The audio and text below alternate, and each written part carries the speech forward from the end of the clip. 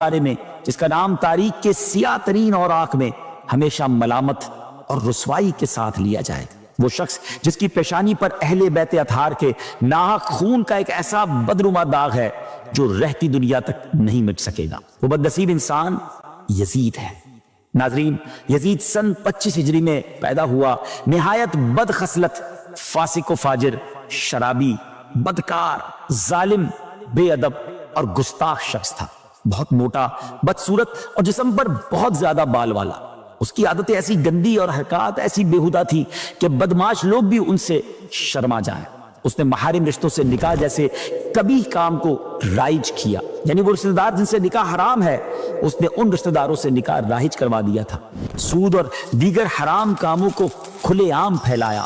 اس نے مدینہ طیبہ اور مکہ پاک کی بے حرمتی کی اور ظلم و بربریت کی وہ داستان رقم کی کہ انسانیت آج بھی کانپ اٹھتی ہے۔ ناظرین، امام حسین رضی اللہ تعالیٰ عنہ کی شہادت کے بعد بھی یہ ظالم رکا نہیں، اس نے مسلم بن عقبہ کو 12 یا 20 ہزار کے لشکر کے ساتھ مدینہ طیبہ حملے کے لیے روانہ کیا۔ پھر مدینہ، ہاں وہ مدینہ جہاں سرکار دو عالم علیہ السلام آرام فرما ہے، اس پاکیزہ اور مقدس شہر کی حرمت کو نشانہ بنایا گیا۔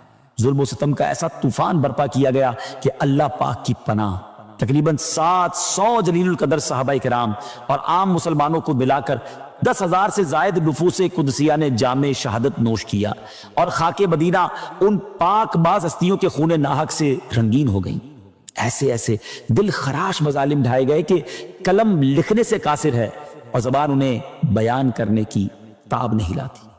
اور جب مدینہ منورہ میں اس عظیم سانحے کے بعد بھی ان ظالموں کی سرکشی کم نہ ہوئی تو یہی لشکر مکہ مکرمہ کی طرف بڑھا، وہ مکہ جس کی طرف رخ کر کے پوری امت نماز پڑھتی ہے، وہ کعبہ جسے دیکھنا عبادت ہے، اس مقدس مقام پر پتھروں کی بارش کی گئی جس کی وجہ سے مسجد الحرام کے ستونوں کو نقصان پہنچا، صحن حرم پتھروں سے بھر گیا اور ان ظالموں کی سرکشی کی وجہ سے غلاف کعبہ اور چھت کو بھی نقصان پہنچا۔ اسی چھت میں وہ مبارک سینگ محفوظ تھے جو حضرت اسماعیل علیہ السلام کے فدیے میں قربان ہونے والے دمبے کے تھے، وہ تبرکات بھی اس واقعے میں جل گئے۔ کئی دن تک بیت اللہ شریف غلاف کے بغیر رہا اور اہل مکہ شدید تکلیف اور خوف میں مبتلا رہے۔ خلاصہ یہ ہے کہ یزید نے ظلم اور احکام شریعت کی مخالفت کی ہر حد پار کر دی۔ ناظرین، حضرت سیدنا امیر معاویہ رضی اللہ عنہ کی وفات کے بعد سن 60 ہجری میں یزید تخت سلطنت پر بیٹھا۔